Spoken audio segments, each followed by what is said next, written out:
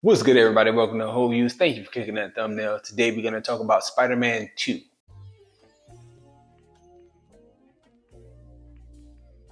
So, starting the video off, and I want to just let a clip breathe. This moment that I played on Spider-Man 2 over the weekend is probably one of the best examples of why this game is such a relatable and enjoyable game. So I'm gonna just let this scene play, and then I'll come back and talk to you more about why the game is so good and why Spider-Man is so great as a hero in general.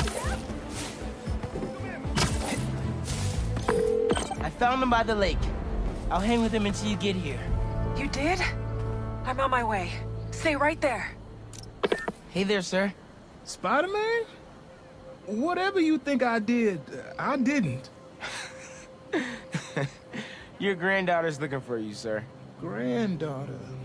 Oh. Well, tell her I'll be back in a minute. I proposed to my wife here. Right here, where we sit. Man, you're making the rest of us look bad. How'd you ask? First off, we had to go to the zoo. Never met a soul who loved animals more than that woman. I was terrified. I meant to ask her at the meerkats. She said they reminded her of me, but my knees were knocking, man. I couldn't see straight. We left the zoo and just kept walking. Ended up here. She... If you saw her, man, just perfect. But clumsy. Nearly fell into that pond there.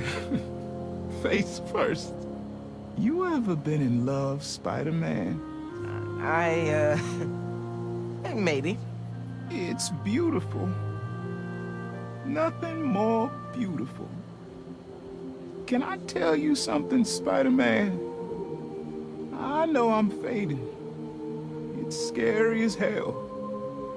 Thought I'd be ready, but nothing gets you ready. Nothing. When I'm here, it's like she is too.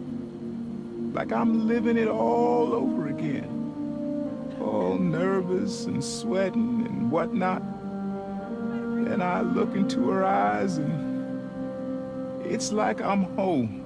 I was so nervous that day, Spider-Man. Almost didn't even ask.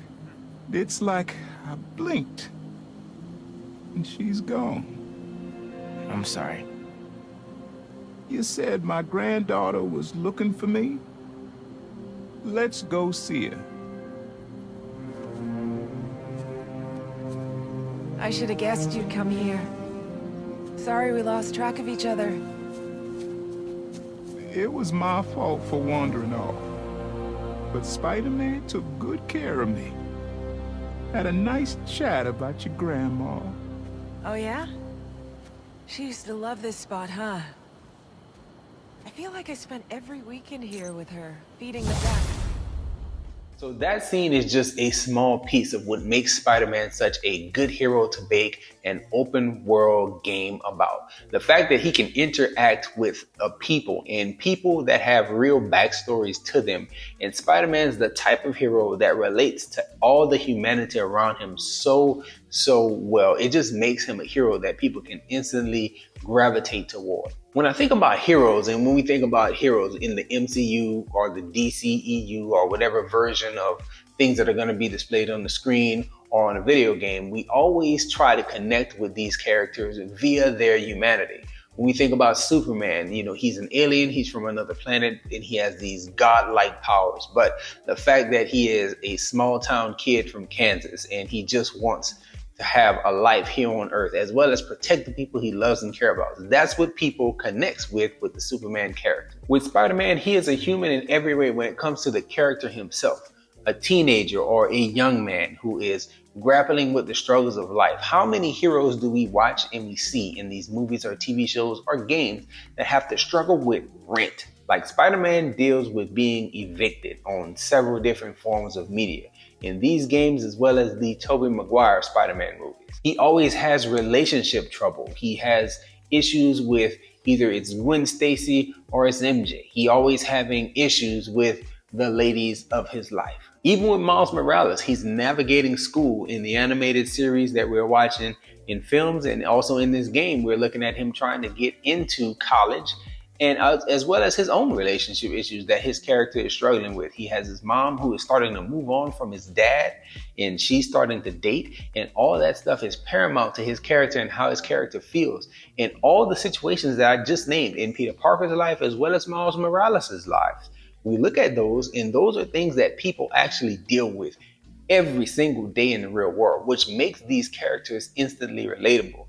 Seeing this scene that played out that I showed of the old man on side of the park, and he's sitting on the bench reminiscing about his life, those are things that as older gamers, like people my age or older, we see this in our parents approaching that age. We as gamers, whether no matter the age that we are, we're all going to approach that point. And it is giving you perspective on a real life human condition in a PlayStation video game. And that is excellence. It's just excellence. And it was executed so well. I thought it was one of the sweeter, more genuine moments, and moments that you can't have in other forms of media, because you just can't have it. You can't slow down a movie or a TV show and let an old man lament about his life and missing his wife that's passed on. A moment like that is something that really doesn't get to exist in a Batman game. Like, Batman is swinging through the city, like grappling through the city and beating people to within an inch of life or consciousness on a regular basis. I think the only thing that people connect with when it comes to Batman is the fact that he is a human amongst other gods.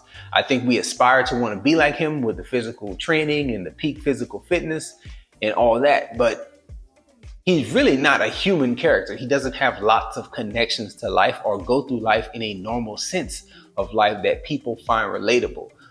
That was one of the bigger things about the Snyder movies, is that his version of Batman, the Ben Affleck Batman, was less human than Clark. And I think that's what the whole Martha scene was about, but that's just me going off. When I think about what Insomniac has done with both of these iterations of Spider-Man, Spider-Man 1 and then the Miles Morales game, and now here with Spider-Man 2, with Miles adjacent to it, it's like they've done such a good job. I am not one of those content creators who's going to speed run through the game and then give you my thoughts on the entire experience. Like, I'm just not doing it.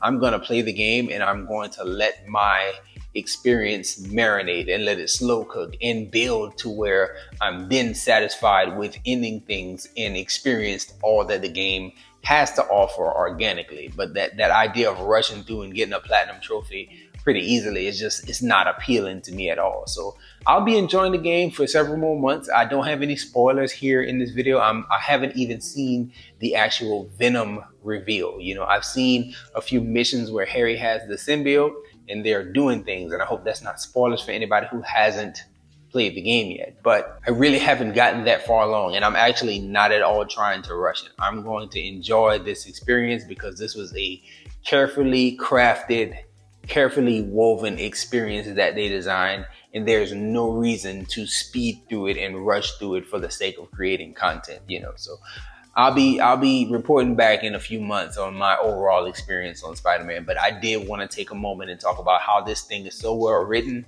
and how it is paced and filled, I feel, with beautiful human moments throughout the experience. So those are my thoughts. Very quick, really brief, and really, you know, early into my gameplay. I think I only have like 8 hours played on the game.